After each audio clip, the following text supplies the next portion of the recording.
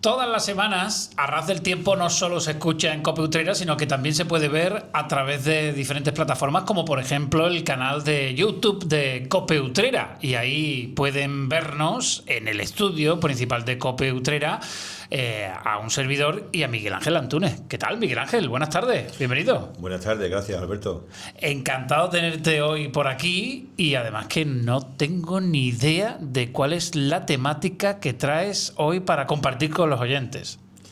Pues no es casual, lo he hecho a propósito para que seas tú quien me proponga algún tema que te interese o del que quieras que hable. No me digas. Sí, sí. O sea que hoy soy yo el que guía este espacio, como aquellos libros que había cuando tú y yo éramos pequeñitos, ¿no? Que te decía, si quieres matar al dragón, continúa en la página 43. Si decides dejar la espada dentro de tu casa, vete a la página 55. Qué maravilla esos libros, ¿eh? Total, se echa mucho de menos, ¿no? Ese tipo de literatura y de forma de entretenimiento. Así que, pues mira, es una buena forma de verlo. Totalmente. Pues así bote pronto. Te voy a preguntar por un tema que siempre me ha interesado, sobre el que he leído bastante, he escuchado bastantes programas de radio, que no es otro que la Sábana Santa. ¿Qué opinas de la Sábana Santa? Bueno, pues me has tocado la fibra, nunca mejor dicho. Tuve oportunidad de asistir a la ostensión que se hizo en 2011. No me digas. Sí, sí. ¿Has estado en una ostensión de la Sábana Santa? Sí, sí, en 2011. Y de hecho también tuve la maravillosa oportunidad de mantener una extensa conversación en Almensilla, en la localidad de Almensilla, con Julio Marbizón Preney, que es uno de los grandes expertos precisamente en la Sábana Santa. Sí, señor.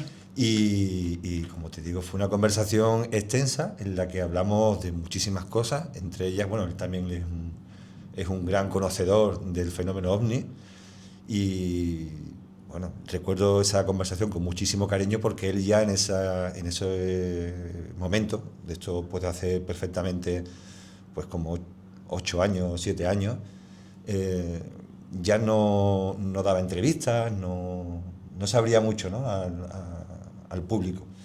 Y me concedió, no fue una entrevista en sí, sino fue una conversación de tú a tú, y la verdad es que ya te digo, lo agradecí muchísimo porque sobre la Sábana Santa, bueno, decirte que a nivel científico, allá por el año 72, 73, el proyecto STURP, que fue desarrollado por científicos vinculados a la NASA, hicieron una batería de experimentos sobre la síndrome de Turing que arrojó resultados asombrosos que los dejó boca abiertos, ¿no? Recuerdo, por ejemplo, uno de ellos que arrojaba una prueba irrefutable sobre la antigüedad de la Sábana Santa y el recorrido que había hecho de forma histórica, que además sale reflejado en muchos textos antiguos que demuestran su veracidad, su autenticidad. Y, por ejemplo, uno de ellos es el polen contenido en las fibras del lino, que son del lago de Galilea, de Genesaret, y que se extinguieron hace pues 2000 años. O sea, que realmente no pudo ser una falsificación porque cuando se empezó a barajar la teoría de la falsificación del siglo XIII o XIV, pues no se había desarrollado el microscopio, por ejemplo. Bueno, ¿no? se ha llegado a decir incluso que fue una falsificación de Leonardo da Vinci. Ya puestos a elucubrar, ¿no? Eso ya está descartado. En absoluto. De hecho, la imagen que se puede contemplar en la síndrome de Turing no es pintura. Ni siquiera es, como se también decía, que era quemada, ¿no? Una imagen impresión, producto, ¿no? Sino que y esto es un reto para la mente humana, es el efecto visual que produce el envejecimiento repentino, instantáneo, producido por una energía desconocida, y esto es resultado del proyecto STURP, es decir, son resultados de los científicos, de los experimentos que llevaron a cabo, el envejecimiento repentino de las fibras más superficiales del lino. Y además es una imagen tridimensional. Es decir, la parte de la sábana del lino que, por ejemplo, tocaba la parte del pómulo del cuerpo de Jesús de Nazaret, presentaban una tonalidad diferente a la que estaban más próxima, como podría ser, por ejemplo, la frente, ¿no? Es una imagen tridimensional y además es un negativo fotográfico. Eso siempre me ha llamado poderosamente la atención. Sí, sí, cuando sometes la sábana al negativo es cuando tú contemplas realmente la silueta majestuosa, evidentemente muy deformada, porque cuando aquello sucede, cuando envuelven el cuerpo de Jesús de Nazaret con esa síndone, estaba completamente desfigurado. Tanto la nariz, los pómulos, entre otras cosas.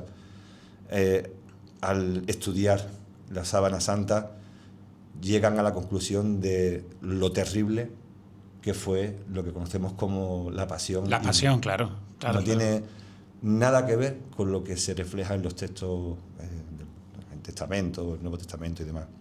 Nada que ver. Es algo inmensamente más duro. Para las personas que nos escuchan y nos ven, que a lo mejor no lo saben, aunque este es un tema que desde luego suele ser bastante recurrente y se ha hablado mucho, se ha escrito mucho, ha habido muchísimos programas fantásticos de televisión, de radio, analizando el asunto de la Sábana Santa. La Sábana Santa está en Turín, está guardada como en una especie de cofre, ¿no? Y se extiende lo que se llama la ostensión cada cierto tiempo cuando la Iglesia lo decide. ¿Tú estuviste en la de 2011? 2011. ¿Y qué sentiste cuando estuviste tan cerca de esa reliquia, de la mayor reliquia que tiene la Iglesia? La verdad es que es impresionante, impresiona muchísimo, muchísimo. Sobre todo es lo que transmite esa imagen, más allá de lo que uno pueda llevar ya en su mente o en su memoria, de lo que haya podido averiguar o de la fuerza de la fe que se tenga, ¿no? Más allá de todo eso, es lo que transmite, y esto es algo que te puedo decir no solamente a nivel personal, sino de personas que en aquella ocasión compartían conmigo ese sentir, ¿no? Porque estas personas no todas tenían el mismo nivel de fe o de conocimiento sobre la síndone. Se mostraban pues sobrecogidas y todo porque habían sentido algo muy, muy intenso al contemplarla. O sea, tú estás convencido que ese lienzo, que esa sábana envolvió el cuerpo de Jesucristo. No tengo ninguna duda, Alberto, y además el por qué se ha intentado arrojar cierta confusión sobre su autenticidad tiene su porqué. Imagínate qué supondría reconocer abiertamente que esa sábana es real. Date cuenta que ya hubo un intento de sustracción y de destrucción de la sábana. Ya ha habido varios intentos a través del fuego, incendios provocados. En la Catedral de Turín fue la última. Y gracias a un bombero, el nombre de mismo no me acuerdo, Alberto. Bueno, sería ya... Es que esto lo está haciendo, los que nos están viendo, lo están viendo a través de YouTube, están viendo que no tiene ni un papel por delante. Tiene un papel aquí, pero que no tiene nada que ver con lo que estamos hablando. Esto ha sido una prueba en directo. Sí, además que me gusta improvisar también y echar mano de la memoria hasta donde pueda, ¿no? Y en este caso no me acuerdo del nombre del bombero, pues fue un acto heroico porque en el último momento con un mazo consiguió romper el metraquilato que protegía la urna y rescatar la síndone en el último momento.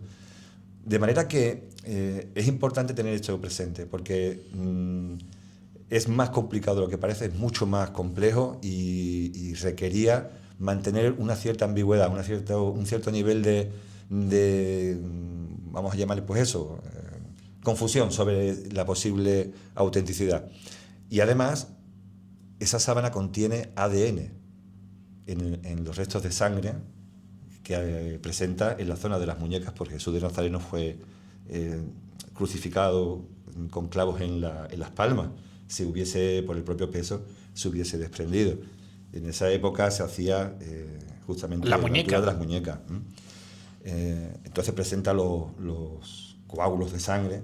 Lo que sucede es que es ADN inservible, no se podría clonar. Pero es cierto que eso se ha sabido no hace mucho. Hace unos años se desconocía si ese ADN podría ser clonado o no, y por tanto, como digo, es un tema mucho más delicado de lo que a priori pudiera parecer.